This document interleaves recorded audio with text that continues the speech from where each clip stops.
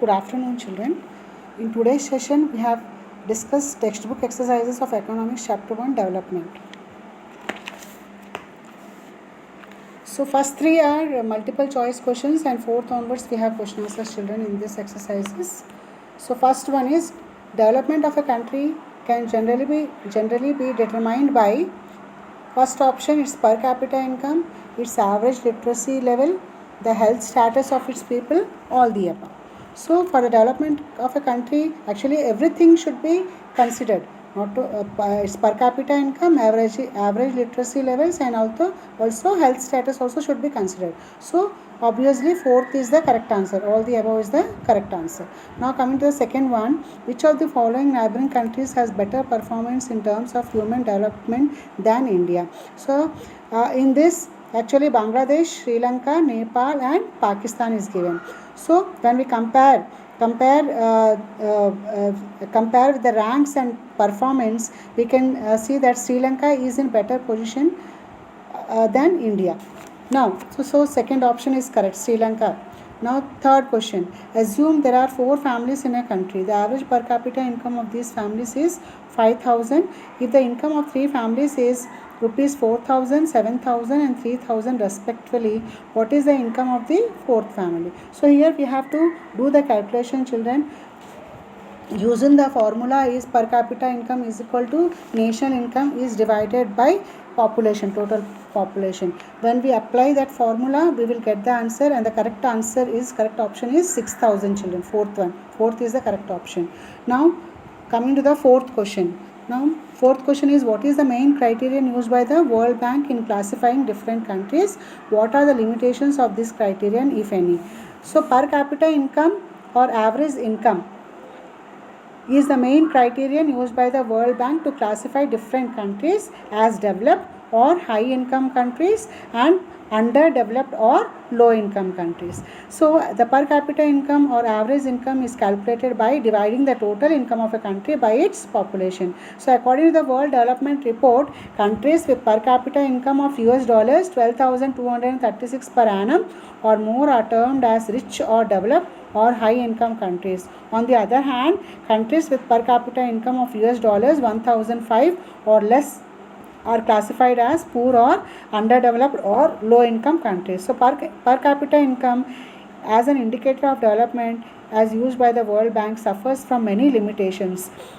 So it has many disadvantages, drawbacks. So here limitations means here drawbacks. So what are those? So by using this only average income or per capita income, we cannot measure the perfectly the development of a country. It has many drawbacks. So here we have 4 drawbacks are given. So first one is national income is estimated in a domestic currency of each country. This estimate is converted into dollar at the current rate of exchange, such as conversion does not tell us anything about the purchasing power of each currency. And then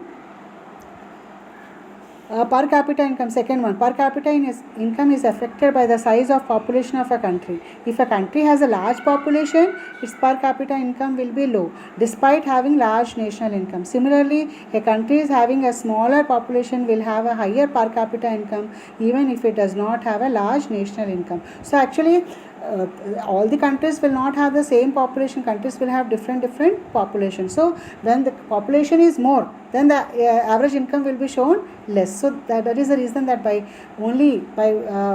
taking a criteria as a per capita income, we cannot measure the country's development perfectly. Now coming to C, point C, per capita income.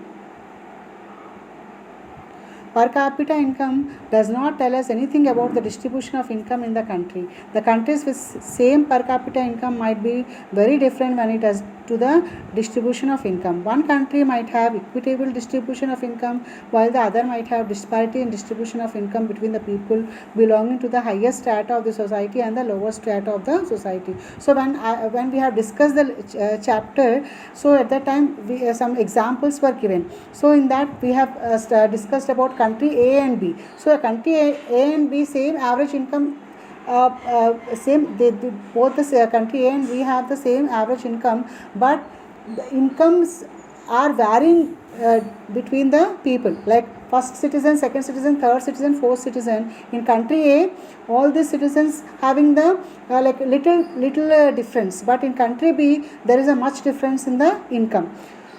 Now, next one is D. Per capita income does not tell us anything about the availability of various services and facilities that influence the quality of life. So, even countries with high per capita income are not able to provide its people the quality of life they deserve. They lack good health facilities, education, sanitation, etc.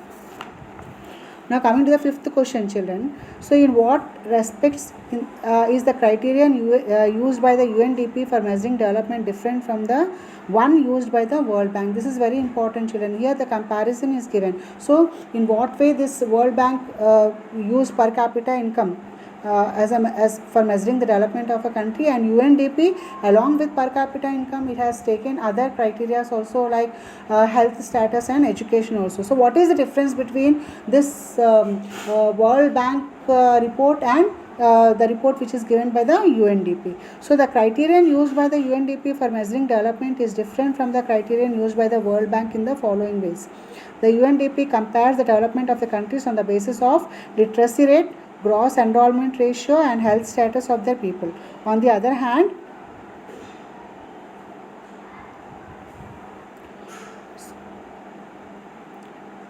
on the other hand, you can see that like on the basis of the comparison done by the UNDP, the countries are ranked as first, second, third, and so on. Whereas on the basis of comparison done by the World Bank, the countries are divided into three categories.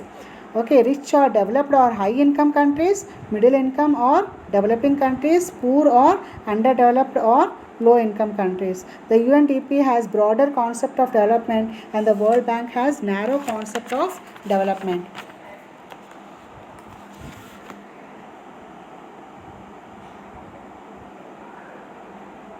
Now coming to the sixth question, children. Why do we use averages? Are there any limitations to their use? Illustrate with your own examples related to development. So we use averages for comparisons across different classes. So limitations of using averages. The main limitation of using averages is that it calculates only the mean availability and hides the disparities in the process. The following examples can best illustrate the above mentioned fact. Here consider two countries A and B, each having 5 citizens. So here same example is given in the textbook, children, but their figures are different. Here figures are different. Only that difference is there. Just go through this.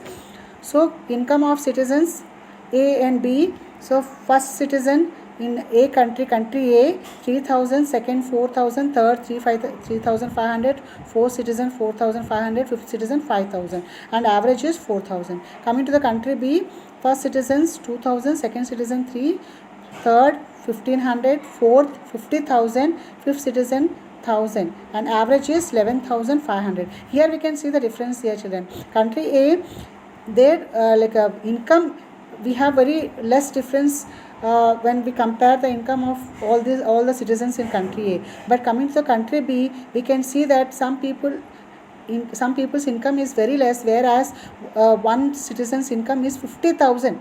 So there is a great disparity. We can find lot of difference here. So we observe that country A has fewer disparities in terms of income. On the other hand, country B shows great disparities in income among its citizens. So the average income of a country A is 4,000, which means that every citizen earns more or less 4,000. In country A, the income is distributed equitably. On the other hand, country B shows that every citizen earns more or less 11,500, which is not true. There are 4 people in the country B who earn 2,000, 3,000, 1,500 and 1,000 respectively. Only one citizen earns 50,000. Country B shows that majority of its population is poor and few are rich. So average criteria does not produce a clear picture of the development status of a country. Thank you, children.